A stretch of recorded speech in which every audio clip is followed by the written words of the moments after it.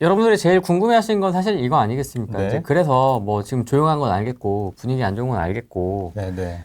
지금 탄핵이다 뭐다 해서 지금 뭐 네. 혼란스러운 시장을 지금 지나가고 있는데 네. 그래서 어떻게 된다는 거냐? 그러니까 이제 탄핵 정국이 그 과거 노무현과 이제 박근혜 때도 봐보면은 이제 잠깐 그게 부동산가에 막 크게 막 영향을 주진 않더라고요. 그러니까 이제 일시적으로 이제 잠깐 영향을 믿고 그때 잠깐뿐이고 이제 다시 회복하는 경향이 있어서 오히려 이런 시장에 좀 이제 선제적으로 대응하는 것도 좀 나쁘지 않은데 지금 사실은요 그 조금 강심장들 있잖아요. 그런 네. 분들 지금 움직이고 있어요, 지금도.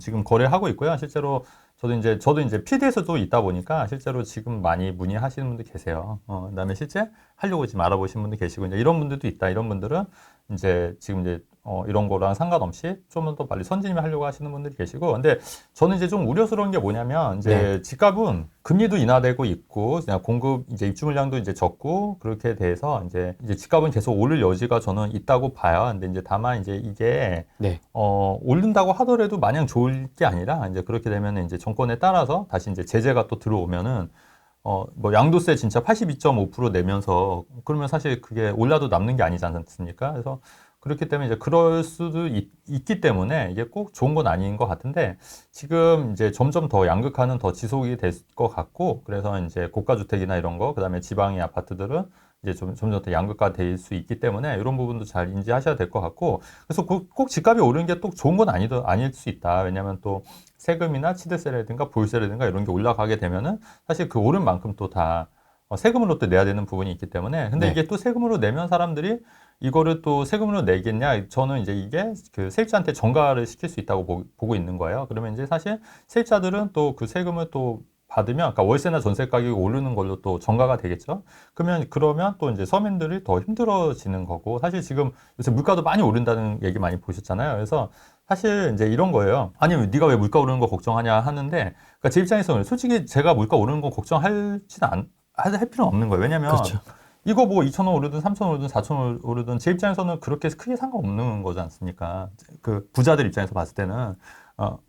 그런데 이제 일반 서민들이나 이제 이런 분들은 이게 2,000원에서 3,000원, 4,000원 오르면은 이게 상당히 큰 거잖아요. 그러니까 그렇죠. 사실 물가가 오르면 더 이제 좀 자산이 많이 없으신 분들 더 힘들어지시는 게 맞아요. 뭐 담배값만 봐도. 그렇죠. 그게 아무래도 그럼에도 불구하고 이게 자꾸 이제 격차가 벌어지고 이제 너무 이제 안 좋아지면은 이게 자꾸 이제 나라가 좀 자꾸 이상해지게 되는 경향이 있는 거예요. 이제 제가 우려가 되는 건 뭐냐면 그러면 전부터 말씀드렸듯이 뭐 베네수엘라라든가 이런 나라들 있지 않습니까? 좌파 정부가 집권해서 점점 양극화가 심해지면은 부자들은 그 해외로 다 떠나거나 아니면은 뭐 예전에 뭐 되게 뭐 킬링피드라든가 뭐 되게 많았잖아요.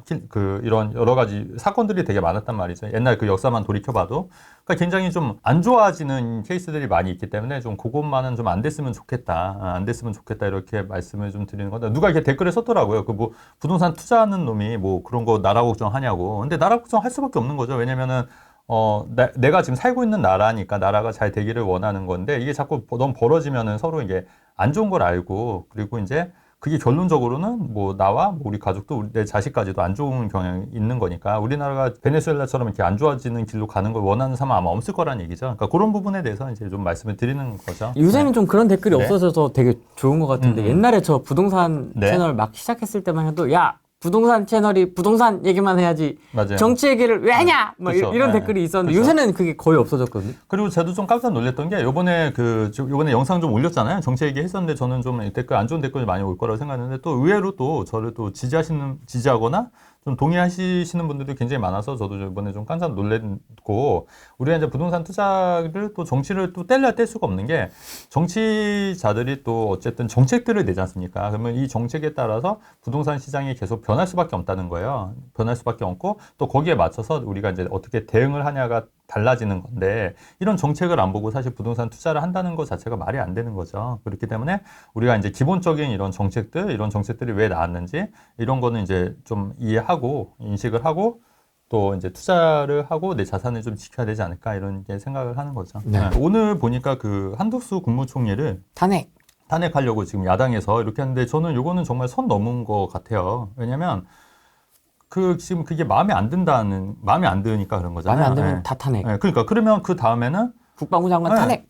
부총리 탄핵 다 탄핵. 어쩌라는 건지 모르겠어요. 법안을 반대했던 게 뭐냐면 가장 이슈화 됐던 게 뭐냐면 양국법이거든요. 양국법. 양국법 아시죠? 네. 그게 이제 어차피 어쩔 수 없어요. 우리가 이제 또 부동산 투자자도 정치 얘기를 할 수밖에 없기 때문에 좀 여러분들 이런 건 내막은 좀 아셔야 될 것 같아요. 네. 그 양국법인데 그 이런 거예요. 그러니까 우리가 지금 쌀이 남아 돌아도 그러니까 정부에서 쌀을 수매하고 이런 게 좀 탄력적으로 지금 했단 말이죠. 근데 네. 이제 그게 좀 잘 안 되고 이게 타이밍이 잘 안 맞으니까 지금 이제 야당에서 하는 건 뭐냐면 무조건 사라 이거예요. 쌀을 남아 돌든 적게 되든 그냥 생산은 무조건 사라. 근데 이게 일률적으로. 근데 이게 무한갱신법처럼 약간 말이 안 되는 법인 게 그러면 우리는 항상 그 정책에 따라서 우리가 항상 이용하는 사람들이 분명히 있을 거란 얘기죠. 그러면은 무조건 사면은 돈이 되니까 아무나 쌀 농사 더 지어서 무조건 그냥 대량 생산할 거 아니에요. 뭐 질을 떠나서. 그렇게 되면은 이거를 무조건 정부에서 사게 되면은 이제 보관비라든가 이런 게 다 누구 돈으로 나가면 그 사실 세금이거든요. 그럼 국가에서 이게 다 손실로 다 잡히는 거지 않습니까? 근데 이런 반자유적인 그런 거를 제도를 시행한다고 하니까 당연히 반대를 할 수밖에 없는 거죠. 무한갱신법 같아 비슷하다고 봐요. 이것도 사회주의의 어떤 정책이라고 보는 거거든요.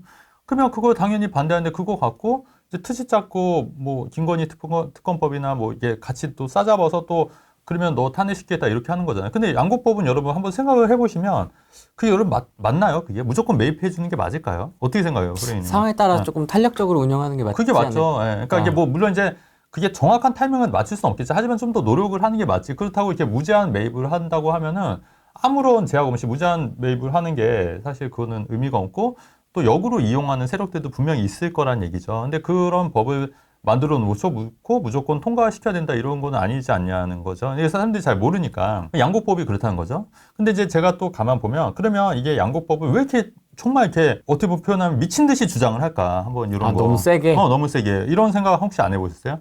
거기까지는 좀 생각 안 해봤죠. 양국법 자체에 그렇게 크게 관심이 있는 건 아니라서. 그러니까 근데 이제 관심을 좀 가져야 될 것 같아. 가져야 돼. 그러니까 어쨌든 양국법은 이게 그러면 어떤 사람들 아니 그 농부들 위해서 하는 법인데 왜 못하게 하냐 이렇게 얘기를 하잖아요. 근데 제가 생각할 때는 진짜 이게 농민들을 위해서 하는 걸까?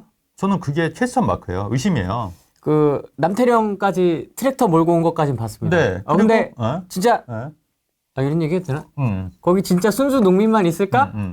그러니까요. 뭐 이런 합리적 의심. 네. 그리고 뭐 트랙터도 보니까 원래 그게 이제 군수물자로 북한에 이제 보내려고 했던 건데 네. 그게 이제 남북 제재 때문에 못 보내서 그냥 갖고 있는 거라고 하더라고요. 그리고 지금 언론에서 많이 얘기가 안 됐는데 거기서 막 경찰들도 막 다치고 막 이런 경우도 있는데 그 언론에서 전혀 얘기를 안 하더라고요. 들어올려 사진도 있고 경찰 그 버스를 들어올리는 사람도 있고. 근데 그게 과연 정말 농민들을 위한 법일까? 여러분 어떻게 생각하시는 거죠? 농민들.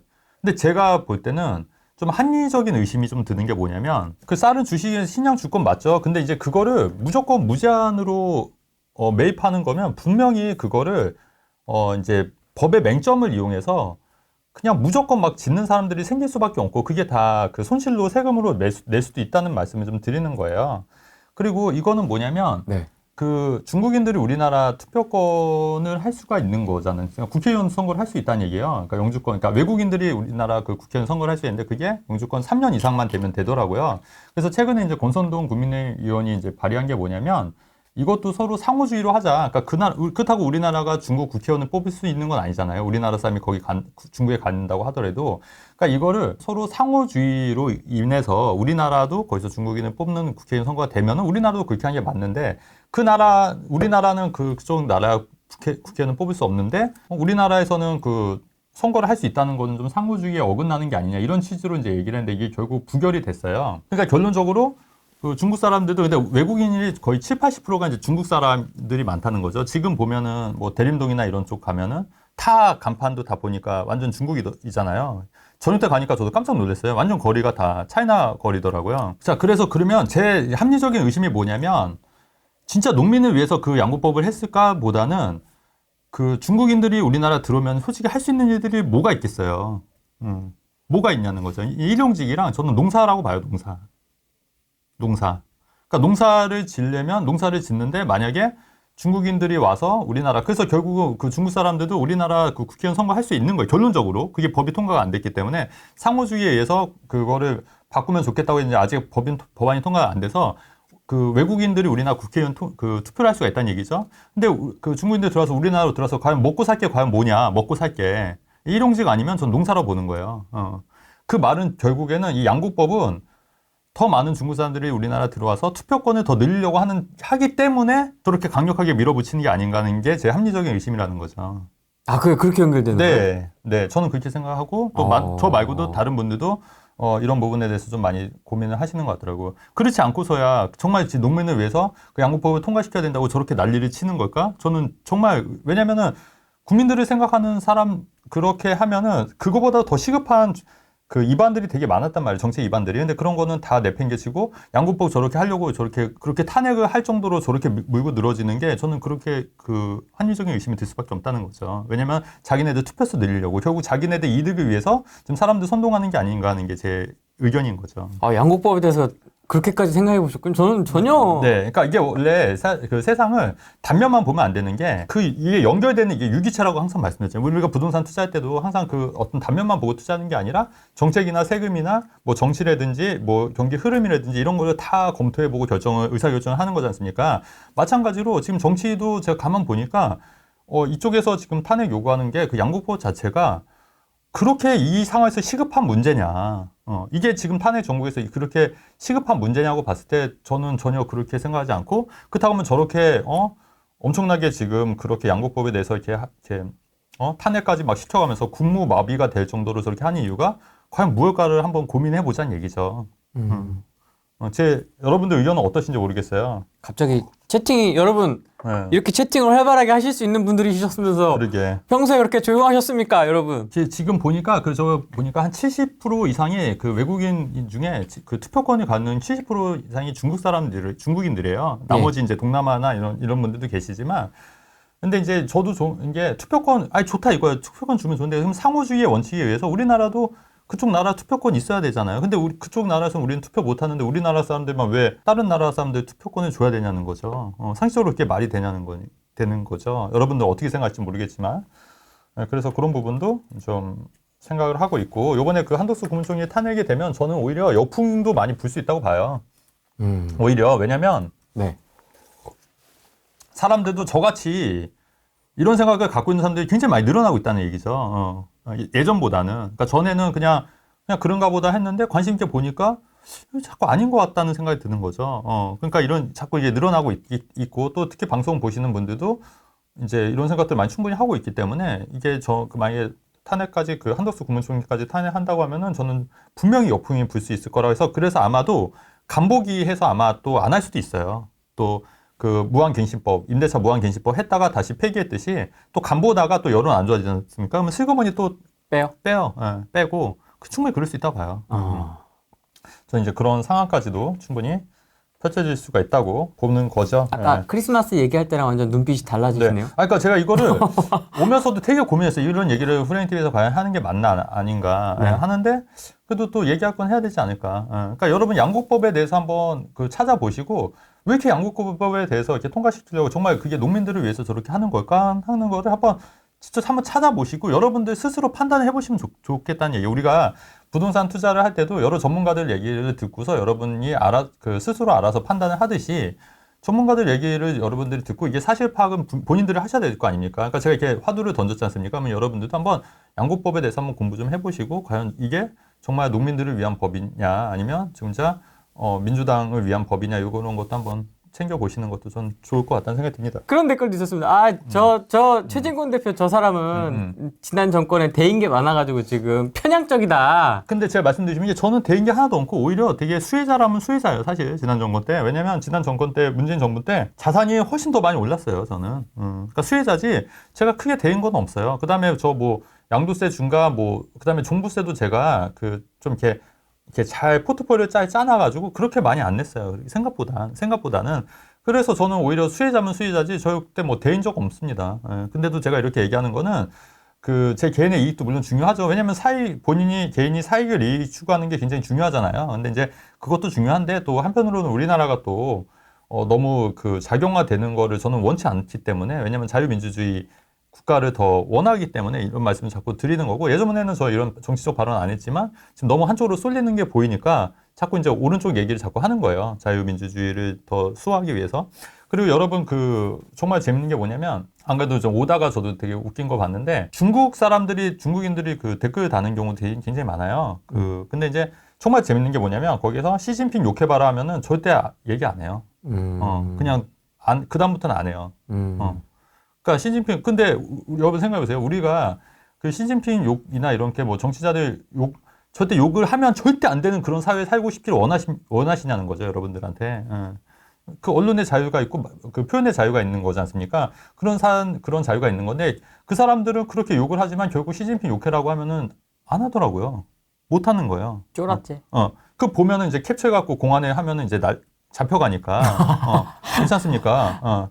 그래서 그런 댓글, 그런 실시간 채팅에서도 그래서 그런 거 계속 하면은 시진핑 욕해보라고 하면은 신기하더라고요. 절대 말 못하더라고요. 제가 뭐 중국 혐오하고 이런 발언하는 게 아니에요, 여러분. 그러니까 제가 드리고 싶은 얘기는 뭐냐면, 아무래도 지금 그 민주당 쪽이 친중이잖아요. 친중이에요, 여러분. 그래서 우리가 처음에 계엄령 할 때 반대할 때 너무 미국과 일본의 윤석열 정부가 너무 미국과 일본에 좀 친화적이어서 그게 또 탄핵 사유가 된다, 이렇게 써 있었어요. 처음에 원본에는 찾아보시면. 근데 그거 나중에 뭐 지운 걸로 알고 있거든요. 그러니까 사실 미국과 일본의 너무 친화적이어서 경제 정체를 좀 안 좋게 한다, 뭐 이런 내용도 들어 있었던 거예요. 탄핵 거기에. 그래서 그게 나중에는 나중에 또 그것도 말이 많으니까 없앤 걸로 알고 있거든요. 그 타겟을 계엄에 맞췄다고 네. 뭐 그런 얘기가 있습니다. 막 이것저것 붙이지 말고 그냥 계엄으로 해서 우리 하자. 뭐 그래서 뺐다는 얘기도. 네, 뭐 그런 얘기도 있을 수 있는데, 뭐 근데 우리가 미국이나 일본이랑 잘 지내는 게 그렇게 안 좋은가요? 자유민주주의를 같이 공유하는 나라들이잖아요. 어찌됐건. 그러면 그런 나라들은 당연히 잘 지내는 게 맞지. 사회주의를 이렇게 갖고 있는 공유하는 나라랑 꼭 잘 지내는 것보다는 자유주의를 더 하는 게 더 합당하지 않냐는 게 제 개인적인 생각이거든요. 네. 저는 미국, 일본 좋아합니다. 저도 미국, 일본 그렇다고 이제 우리가 또 이렇게 얘기하면 또 이런 식으로 얘기해요. 아니, 너 친일파 아니냐고. 친일파. 또 여기서 친일파가 왜 나오냐고. 그러니까 자유민주주의 추구하는 나라를 좋아하는 거지, 그게 어떻게 또 친일파랑 또 연결이 되는지 저는 이해가 안 된다는 거죠. 이명웅이 정치적 발언을 왜 하냐고 했더니 와가지고 막 난리 났었잖아요. 집단 린치를 막 그냥. 자기네들은 그렇게 하면은 막 강요해. 의견을 안 내는 것도 자유입니다. 그쵸. 자유민주주의에서. 근데 갑자기 왜 목소리를 안 내냐면서 막 까. 그쵸. 그러면서 왜 그런 거는 또, 다 내로남불이라는 거예요. 그러면은 우파 쪽에서도 그런 목소리를 낼 수도 있는 거고, 또 그런 쪽으로 또 얘기할 수도 있는 거 아닙니까? 저는 그렇게 생각해요. 그리고 슈카 그때 얘기했듯이 발언 잘못했다고 해서 난리 났다면서요. 네. 그것도. 네. 그것도 너무 웃기잖아요. 집단으로 막 하는 거잖아요. 인민재판하는 거예요, 지금? 인민재판하듯이. 죽이시오. 그러니까. 말이 안 되는 거죠. 맥락 전체를 보면 그 뜻이 아닌데, 말의 뜻이 그게 의도가 아니고, 어떤 대통령이 됐든 그냥 무사히 임기를 다 마치는 그런 평화롭고 그런 상황이 좀 됐으면 좋겠다였는데, 그걸 가지고 이제 막 갑자기 아니, 설령 그렇게 얘기를 했어도 좀 약간 좀 편파적인 얘기를 했어도 그냥 받아들이면 되는 거 아니에요? 그것까지 와가지고 막 집단 린치 걸고 막 하는 게, 그게 정상적인 민주주의 국가라는 거죠. 그렇게 민주주의를 부르짖는 사람들이. 전 진짜 어처구니가 없는 거죠.